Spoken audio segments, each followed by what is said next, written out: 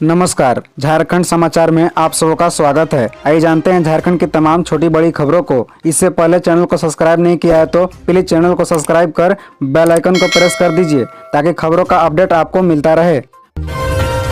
कैसा होगा झारखंड का नया बजट? जनता से सुझाव लेगी हेमंत सरकार, शुरू हुई तैयारी। दरअसल झारखंड के नए वित्तीय वर्ष 2023-24 के लिए बजट बनाने का काम शुरू हो चुका है। नए साल का वार्षिक बजट लोक बजट होगा। सरकार के वित्त मंत्री डॉक्टर रामेश्वर राव ने इसके संकेत दिए हैं। इसकी तैयारी शुरू कर दी गई है। इसके लिए जगह जगह लोगों से भी बात शुरू कर दी गई है। अलग अलग विशेषज्ञों और समाज के विभिन्न तबके के लोगों से बात की जाएगी। इसके सुझाव लिए जाएंगे। नए बजट के केंद्र में आम आदमी होगा। विभागों से भी वित्त विभाग ने बजट प्रस्ताव मांगा है। झारखंड में गरीबी, बेरोजगारी और पिछड़ापन अधिक है। इसे दूर करने के लिए बजट में यथासंभव प्रावधान किए जाएंगे। रोजगार का सृजन होगा तो बेरोजगारी और गरीबी दूर होगी। सरकार किसानों, राज्य के सबसे गरीब और पिछड़े लोगों के लिए बजट पर ज्यादा ध्यान देगी। मिसिल बसेरा और आनंद दस्ते के 8 नक्सलियों ने रांची में किया सरेंडर। जाने उन उग्रवादियों के बारे में। आपको बता दें कि नक्सली संगठन भारतीय कम्युनिस्ट पार्टी यानी माओवादी की केंद्रीय कमेटी के सदस्य मिसिल बसेरा उर्फ सागर जी और पतिराम माझी उर्फ आनंद दस्ते के 8 सदस्यों ने बुधवार को राजधानी रांची में सरेंडर कर दिया। जिन नक्सलियों ने सरेंडर किया उनके नाम जयराम बोदरा, मुंगली सरदार, सोमवारी कुमारी, मारतम अंगरिया, तुंगीर पूर्ति, पातरकोड़ा, कुसुम सिरका और संजू पूर्ति हैं। सरेंडर करने वालों में 3 महिला हैं। मारतंग अंगरिया पर सबसे ज्यादा केस दर्ज है। सभी केस गोइलकेरा थाने में दर्ज किए गए हैं। ये सभी मुकदमे 2020 और 2021 में दर्ज किए गए हैं। मिसिल बसेरा और आनंद दस्ते के अलावा जिन 6 नक्सलियों ने झारखंड पुलिस एवं सीआरपीएफ के समक्ष सरेंडर किया है उनकी उम्र 28 से 22 वर्ष के बीच है। सरेंडर की जानकारी प्रेस विज्ञप्ति के माध्यम से दी गई, जिनमें बताया गया कि सभी नक्सली झारखंड सरकार के आत्मसमर्पण एवं पुनर्वास नीति से प्रभावित होकर सरेंडर किए हैं। 14 मार्च से शुरू हो सकती है 10वीं और 12वीं की बोर्ड परीक्षा। फरवरी में होगा प्रैक्टिकल। दरअसल आपको बता दें कि झारखंड में मैट्रिक और इंटरमीडिएट की परीक्षा होली के बाद होनी है। 13 या 14 मार्च से परीक्षा शुरू हो सकती है।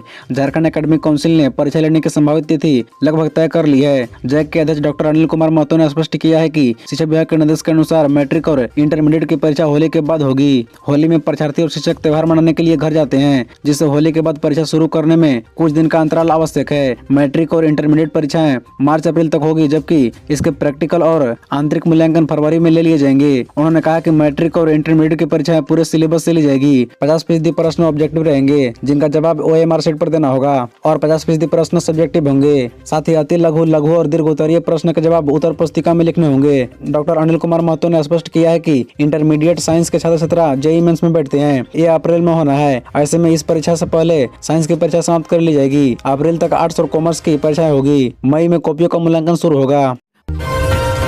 कोयला कर्मियों के वेतन में होगी 19% की वृद्धि। झारखंड के 90 लाख कर्मचारियों को मिलेगा लाभ। दरअसल आपको बता दें कि कोयला कर्मियों के वेतन में 19% वृद्धि की सहमति बन गई है। मंगलवार को कोल इंडिया मुख्यालय कोलकाता में JBCCI 11 की 8वीं बैठक में न्यूनतम गारंटी बेनिफिट पर निर्णय लिया गया। काफी खींचतान के बाद प्रबंधन एवं यूनियन नेताओं के बीच समझौता हुआ। पहले यूनियन की ओर से 28% वेतन वृद्धि की मांग की जा रही थी, वहीं कोल इंडिया की ओर से 10.5 का ऑफर था। दिन भर चली बैठक के बाद अंततः 19% पर सहमति बनी। बता दें कि कोयला कर्मियों की बल्ले बल्ले है। राष्ट्रीय कोयला वेतन समझौता लागू होने के बाद वेतन में अच्छी खासी वृद्धि तो होगी ही, लेकिन 1.5 साल का आर्यर भी मिलेगा। सबसे अधिक लाभ झारखंड में कोयला कंपनियों के कर्मियों को होगा।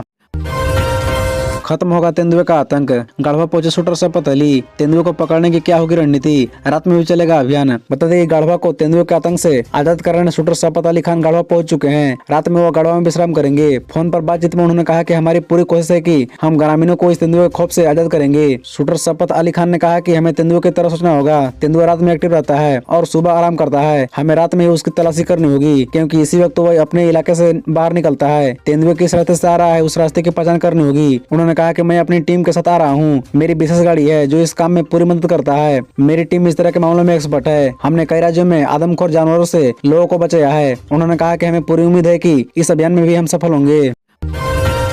क्यों हड़ताल पर गए रिम्स के सुरक्षा गार्ड और ट्रोलीमैन? जानिए क्या है पूरा मामला। दरअसल आपको बता दें कि रिम्स अस्पताल में सुरक्षा गार्ड और ट्रोलीमैन के रूप में कार्यरत कर्मचारी हड़ताल पर चले गए हैं। रिम्स परिसर में धरने पर बैठे कर्मचारियों की मांग है कि उन्हें उनके बकाया वेतन का भुगतान किया जाए। साथ ही वे सेवा से हटाए जाने का विरोध कर रहे हैं। हड़ताल पर बैठे कर्मचारियों ने राज्य की हेमंत सोरेन सरकार और रिम्स प्रबंधन के खिलाफ जमकर नारेबाजी की। इस संबंध में रिम्स के मेडिकल सुप्रिंटेंडेंट ने कहा कि सुरक्षा कर्मियों को हटाकर उनकी जगह होमगार्ड की बहाली करने का फैसला राज्य सरकार ने लिया है। यह पॉलिसी डिसीजन है और रिम्स प्रबंधन इस पर कुछ नहीं कर सकता है। कर्मचारियों का कहना है कि उनका 4 माह का वेतन बकाया है, चूंकि दिसंबर में भी वेतन संबंधी चीजें क्रियाधीन थी, इसलिए बकाया 3 माह के वेतन को लेकर मेडिकल सुप्रीडेंट ने कहा कि 3 दिनों के भीतर 3 माह का बकाया वेतन का भुगतान कर दिया जाएगा। इसी बीच सुरक्षा गार्ड और ट्रॉलीमैन की हड़ताल की वजह से रिम्स में अव्यवस्था देखी गई। मरीजों को ट्रॉलीमैन नहीं मिल सकी, जिसकी वजह से उन्हें परेशानी का सामना करना पड़ा।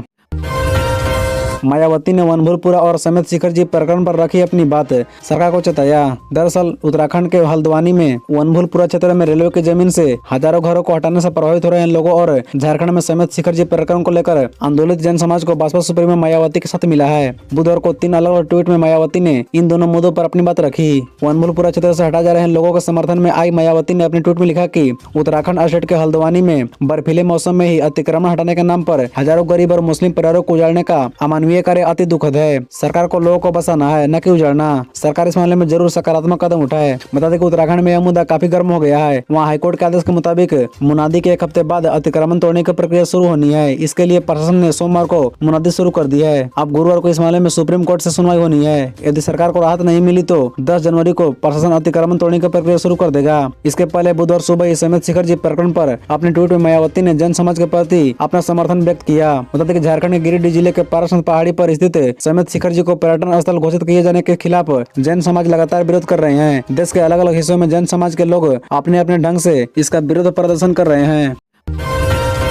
कैबिनेट के फैसले के बाद भी मिड डे मील में नहीं मिलेंगे 5 अंडे, यह है इसकी बड़ी वजह। झारखंड के सरकारी स्कूल के बच्चों को सप्ताह में 5 अंडे देने का निर्णय फिलहाल प्रभावी नहीं होगा, यानी बच्चों को अभी सप्ताह में 2 अंडे ही मिलेगा। कैबिनेट के निर्णय के लगभग 2 माह बाद भी इस संबंध में स्कूली शिक्षा एवं साक्षरता विभाग द्वारा अधिसूचना जारी नहीं की गई है। राज्य में पहली से 8वीं तक के बच्चों को मध्याह्न भोजन के तहत अभी सप्ताह में 2 अंडा दिया जाता है। झारखंड राज्य मध्याह्न भोजन प्राधिकरण ने बच्चों को सप्ताह में 5 अंडे देने का प्रस्ताव तैयार किया था। विभागीय स्तर पर इसकी प्रक्रिया पूरी होने के बाद इसे कैबिनेट की स्वीकृति के लिए भेजा गया था। कैबिनेट से स्वीकृति के लगभग 2 माह बीत जाने के बाद भी आगे की प्रक्रिया नहीं हो सकी। संभावना जताई जा रही है कि बच्चों को सप्ताह में 5 अंडे देने का निर्णय की दोबारा समीक्षा हो सकती है। इसके लिए फिर से प्रस्ताव तैयार किया जाएगा। निर्णय पर रोक के लिए फिर से कैबिनेट भेजना होगा। फिलहाल बच्चों को 2 दिन ही अंडे मिलेंगे। 8 महीने बाद खुली हवा में सांस लेगी पूजा सिंघल, जेल से बाहर निकली पूजा। दिल्ली एनसीआर में रहने की अनुमति। मनरेगा घोटाला और मनी लॉन्ड्रिंग मामले में अब जमानत पर रिहा हुई झारखंड कैडर के निलंबित आईएएस अधिकारी पूजा सिंघल जेल से बाहर निकल गई है। काली गाड़ी से सवार होकर वह जेल से बाहर निकली। पूजा सिंघल जेल से बाहर आने के बाद वह झारखंड नहीं रहेगी। पूजा सिंघल के अधिवक्ता ने कोर्ट में यह बात कही है। पूजा सिंघल गुरुवार यानी आज दिल्ली जा सकती है। 8 महीने जेल में बंद पूजा सिंघल को कोर्ट ने बड़ी राहत देते हुए 1 महीने की अंतरिम जमानत दी है। सुप्रीम कोर्ट ने पूजा सिंघल की बेटी और उसके देखभाल के आधार पर जमानत दी गई है। अंतरिम जमानत में पूजा सिंघल को दिल्ली या एनसीआर में ही रहना होगा। वह दिल्ली एनसीआर से बाहर नहीं जा सकती है। खबरों से जुड़े रहने के लिए चैनल को सब्सक्राइब, वीडियो को लाइक एवं एक दूसरे से शेयर जरूर करें। धन्यवाद।